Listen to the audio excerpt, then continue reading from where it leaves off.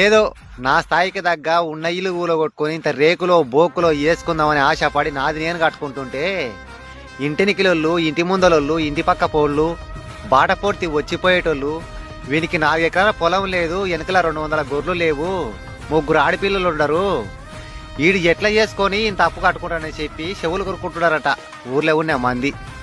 చెప్తా వినండి.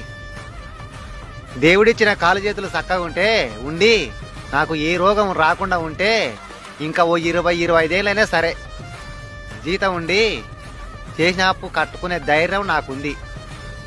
ఆడ ఈడ ముచ్చట్లు పెట్టుకొని మీ నోటి జొల్లు మాత్రం పోగొట్టుకోవద్దండి.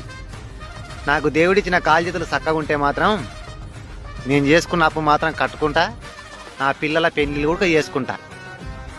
అడ్డగోలిగా పడి నా మీద ఏడవద్దండి. మీ నోటి ముచ్చట్లు మాత్రం నోట్ల జొల్లు పోగొట్టుకోవద్దండి. నా కష్టాలు ఎన్ని ఉన్నా నేనే పడతా.